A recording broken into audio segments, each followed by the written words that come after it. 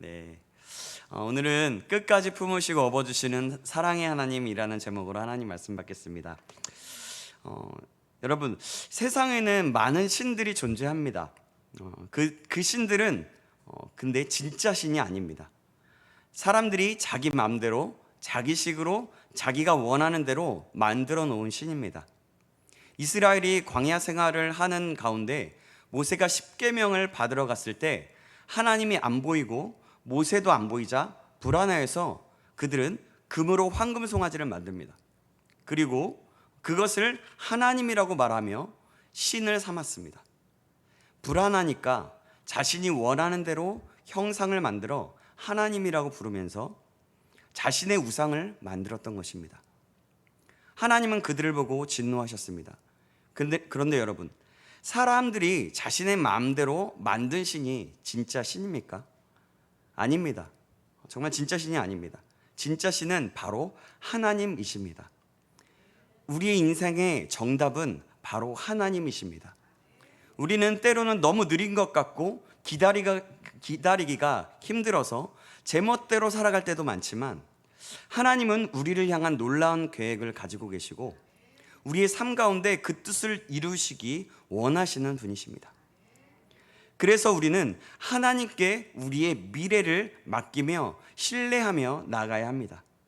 그런데 사람들은 너무 불안해서 자기 마음대로 자기에 맞추어 신들을 만들어 버립니다. 그렇게 자신에게 맞추어 만든 신은 단지 우상일 뿐이고 우상은 사실 아무런 힘도 능력도 없습니다. 왜냐하면 그 우상은 허상이기 때문입니다. 그러나 이스라엘 백성들은 계속해서 그 허상을 섬기면서 우상 숭배와 불신앙의 죄를 지었습니다. 그래서 결국 바벨론의 포로로 70년 동안 끌려가고 나라를 잃게 되었죠.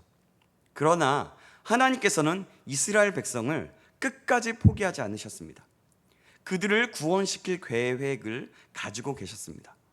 그 계획은 바벨론의 멸망이었습니다. 놀랍게도 고레스 왕은 하나님을 믿지 않는 사람이었지만 하나님은 그런 사람들까지도 사용하셔서 자신의 그 뜻을, 자신의 일을 이루신 것입니다. 사랑하는 여러분, 이스라엘 백성들은 우상 숭배의 죄로 나라를 잃게 되었습니다. 이것은 굉장히 심각한 문제였습니다. 이스라엘을 다스리던 바벨론 역시 우상 숭배가 아주 심각하게 만연해 있었습니다. 왕의 이름에도 자신들이 섬기는 그 신들의 이름을 넣으면서까지 말이죠. 하나님께서는 그 진노하셔서 그들의 신을 치십니다. 그들의 신의 이름을 벨이라 하였고 느보라 하였습니다. 벨이라는 신은 어떻게 생겼냐면 사진 한번 보시면 이렇게 생겼습니다. 한번 사진 넘겨주시겠어요? 이렇게 생겼습니다. 무지막지하게 생겼죠. 좀 웃기기도 하고 좀 굉장히 괴물스럽고 악하고 강해 보입니다. 또 느보라는 신도 한번 보시겠습니다. 한 장 넘겨주시면요. 이 박물관에 되어 있는 것 같은데 이런 식으로 생겼습니다. 느보라는 신이. 여러분 어떻습니까? 이제 넘겨주시면 됩니다. 형상화된 참 우상 참 별로죠. 그런데 그들은 이런 어떻게 보면 우스꽝스럽고 무서운 우상을 숭배합니다. 이것이 뭔가를 지켜줄 것 같고 책임져 줄 것 같았던 것 같습니다. 참으로 안타까운 일이죠.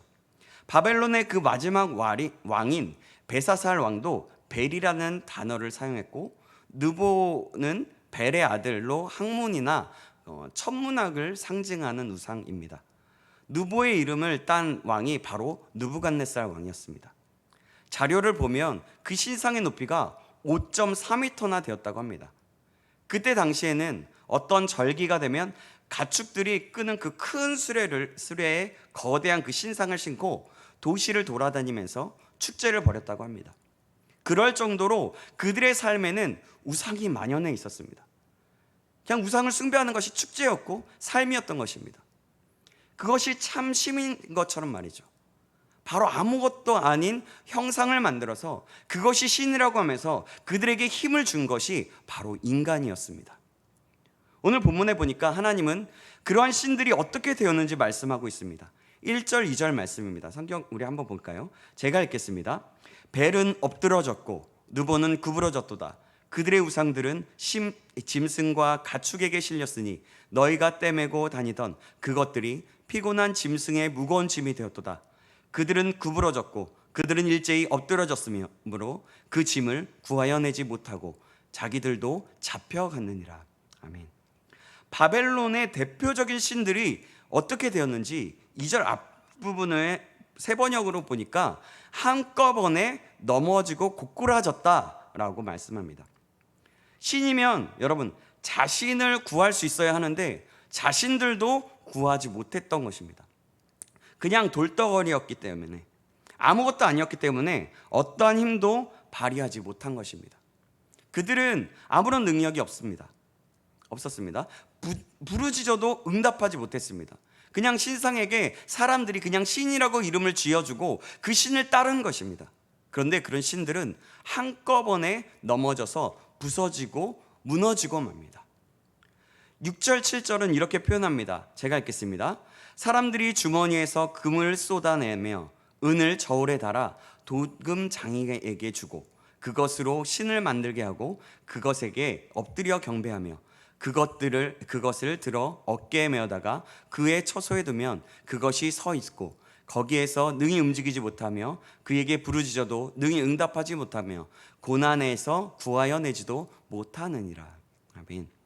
하나님은 우상을 만들어서 절하는 인간의 그 어리석은 모습을 두 가지로 묘사하고 있습니다. 첫째, 어리석은 인간이 사람을 고용하여서 자기의 금과 은으로 우상을 만들어서 그것을 신이라고 하고 그것에게 절한다는 것입니다. 둘째로, 그렇게 만든 신은 움직이지도 못하고 응답하지도 못하는데 그것이 마치 유능하고 어떤 기적을 이루는 것처럼 착각하여 절을 하였다라는 것입니다. 그렇습니다. 일반적으로 사람들은 엉뚱한 데 돈을 많이 쓰고 엉뚱한 데 많은 시간들을 보냅니다. 가치 없는 일에 열정을 쏟습니다. 허무한 데 시간을 보냅니다. 우리는 무익한 것에 얼마나 많은 시간을 낭비하고 있습니까? 오늘의 혹시라도 이곳에선 그런 분이 없겠지만 오늘의 운세나 점이 어떻게 우리의 미래를 만들어주고 사주팔자가 어떻게 행복한 결혼과 건강한 가정을 만들 수 있겠습니까? 그럼에도 불구하고 많은 크리스천들은 우리는 장난삼아 운세를 보고 사주팔자를 이야기하고 손금을 본다고 얘기합니다. 그리고 그것에 영향을 받아 이름까지 바꾸는 그런 크리스천도 그런 사람들도 보았습니다. 사랑하는 여러분, 우리는 이런 일들을 흉내내지도 말고 거들떠보지도 말아야 합니다. 우리의 인생은 말도 못하는 그런 거짓 우상에 의해서 결정되는 것이 아니라 살아계신 하나님, 창조주 하나님, 인격적이신 하나님, 사랑과 긍휼의 하나님, 역사를 정의로 심판하시는 하나님에 의해서 결정된다는 사실을 믿으시기 바랍니다. 인생의 정답은 하나님이십니다. 그것이 손해보는 것 같고 인기가 없는 것처럼 보이고 사람들의 조롱거리가 되어도 인생의 정답은 오직 하나님이십니다. 사랑하는 여러분, 그러나 하나님은요, 우상을 정말 싫어하십니다. 싫어하셔도 너무 싫어하십니다. 그래서 우상을 섬기는 자들에게 말씀합니다. 이전에 하나님께서 하셨던 위대한 일들을 기억하라고 말씀합니다. 8절 9절 말씀입니다. 8절 9절 말씀 제가 읽겠습니다. 너의 패역한 자들아, 이 일을 기억하고 장부가 되라. 이 일을 마음에 두라. 너희는 옛적 일을 기억하라. 나는 하나님이라. 나 외에 다른 이가 없느니라. 나는 하나님이라. 나 같은 이가 없느니라. 아멘. 이전에 이스라엘을 구하셨던 하나님, 출애굽시키고 가나안을 정복하시면서 모든 이방 나라들이 하나님 외에 다른 이가 없다고 말씀하신 그 하나님을 기억하라 하십니다. 그렇습니다. 하나님 외에 다른 이는 없습니다. 하나님이 바로 답이신 것입니다. 하나님만이 진리이며 유일하신 왕이 되십니다. 그렇다면 여러분, 우상은 무엇입니까? 우리 지금 현실의 우리의 상황들 속에서, 우리의 삶 속에서 바라보는 우상은 뭘까요? 그것은 뭐냐면 하나님보다 더 사랑하는 것이 우상입니다. 하나님보다 더 많이 생각하는 것이 바로 우상입니다. 요즘 우리 시대에는 형상화된 우상은 점점 힘을 잃고 있습니다. 반면에 점점 보이지 않는 것에 비중을 둡니다. 그래서 보이지 않는 우상을 만듭니다. 바로 자신이 옳다고 믿는 생각, 그리고 권력, 돈, 쾌락입니다. 부모에게 자식을 예로 들 수가 있겠습니다. 요즘에 참된 진리가 없어지고 있는 그런 시대입니다. 그래서 자신이 옳다고 생각되어지는 것을 믿습니다. 그래서 말씀만이 참된 진리라고 믿지 않습니다. 요즘 교회를 다닌다라고 하는 젊은이들도 마찬가지입니다. 참 하나님의 말씀이 진리라고 막연하게만 듣고 알 뿐이지 자신의 현실의 상황 속에서는 전혀 믿지 않는 삶을 살고 있습니다. 또한 일반적인 사람들은 권력을 갖기 위해 노력합니다. 그리고 돈을 갖기 위해 노력합니다. 오죽하면 한동안 여러분 때인지 모르겠습니다. 저의 어머니 때인 것 같은데 개처럼 벌어야 한다고 하지 않았습니까? 돈을 벌기 위해서는 몸까지 파는 시대가 지금 이 시대입니다. 그리고 그것을 알바라고 이야기합니다. 쾌락을 얻기 위해서 혼의 관계에서도 성적인 관계를 맺기도 합니다. 사실 가장 큰 것은 돈이죠. 왜냐하면 돈만 있으면 그 모든 것이 다 되니까요. 자식도 마찬가지입니다. 내 몸으로 낳은 자식이 하나님보다 먼저 될 수 있습니다. 그것이 바로 자식이 우상이 되는 것입니다. 사랑하는 여러분, 우상이 판치면 인간의 도덕성이 망가지게 됩니다. 그리고 도덕성이 망가지면 정치가 망가지고, 정치가 망가지면 경제가 망가지고, 경제가 망가지면 사회가 붕괴되게 되어 있습니다. 바벨론은 이런 일 때문에 무너지게 됩니다. 여러분, 정말 이 세상은 마치 바벨론과 같이 되고 있습니다. 아니, 지금 이미 그 시대는 와 있습니다. 우리는 이 시대에 살아가면서 이러한 보이지 않는 유혹에 넘어지기가 얼마나 쉬운지 모르겠습니다.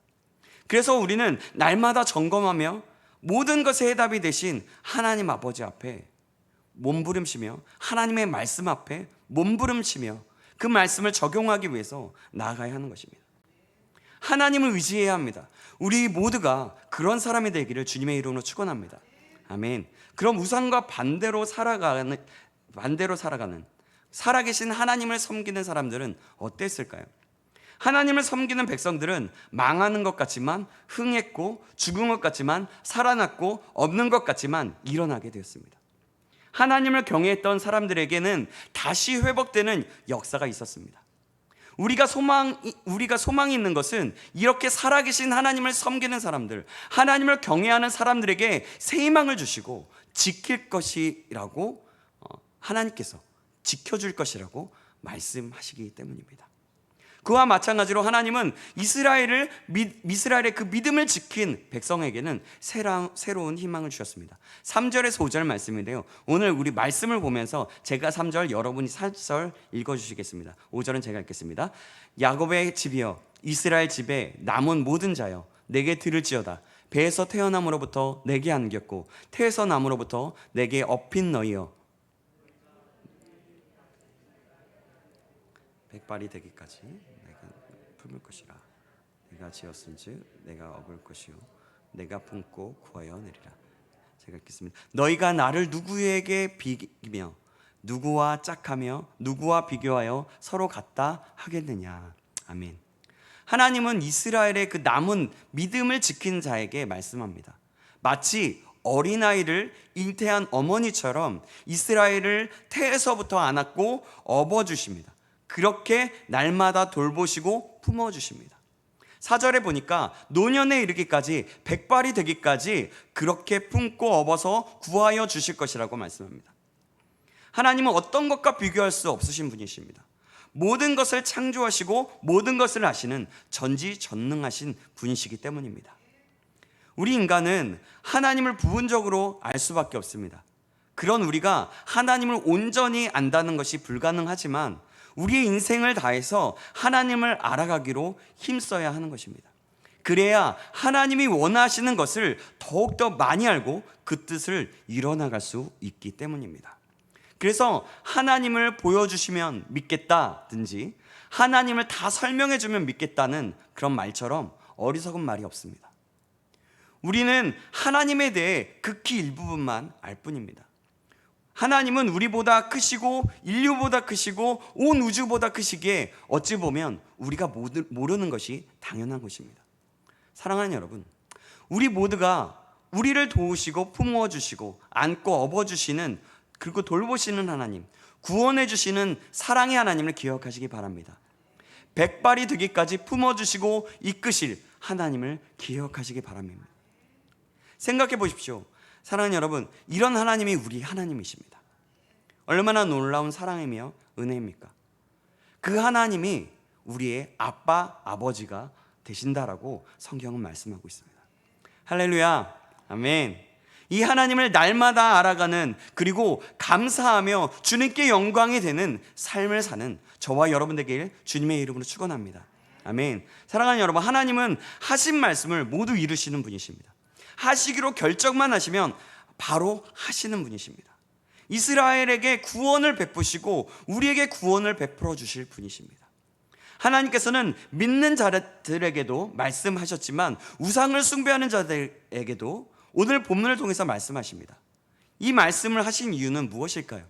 그것은 바로 하나님의 말씀을, 이 하나님의 말씀을 듣고 사랑하는 자가 끝까지 믿고 따르라고 하시는 것이고, 또 믿지 않는 자들에게는 이 말씀을 듣고서라도 하나님 앞으로 돌아오라는 그런 말씀인 것입니다.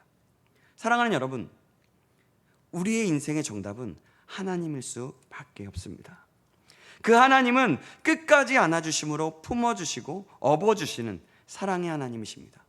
이것이 끝까지 버리지 않으시고 돌아오시기를 바라시는 그 하나님의 긍휼과 사랑이십니다.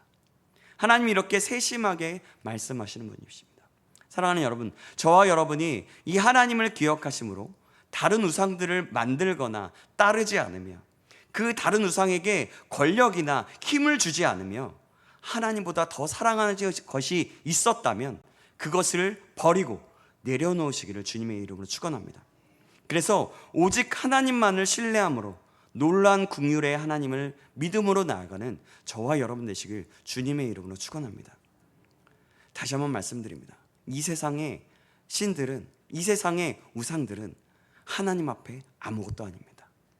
우리의 인생의 해답은 오직 하나님일 수밖에 없습니다.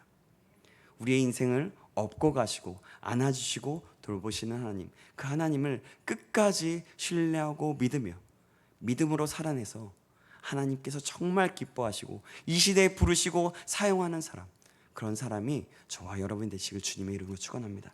기도하겠습니다. 사랑의 하나님 아버지, 오늘도 이사야서 말씀을 통하여서 광야와 같은 세상을 살아가는 우리에게 다른 것을 품지 말고 주님 앞에 돌아오라는 말씀을 들었습니다. 그리고 하나님은 우리의 인생의 정답이며 끝까지 품으시고 업으시고 가시는 사랑의 하나님임을 알게 하셨습니다. 오늘도 우리의 인생의 답이 되신 하나님을 바라보고 온전히 신뢰하며 우리를 품으신 하나님의 은혜를 생각하면서 살아갈 수 있도록 인도하여 주시옵소서. 그래야 어떤 상황과 환경 속에서도 그 진리 되시고 끝까지 품으시고 업고 함께 하시는 사랑의 주님을 바라보며 승리하며 살아갈 수 있도록 인도하여 주시옵소서. 살아계신 예수 그리스도의 이름으로 기도합나이다. 아멘.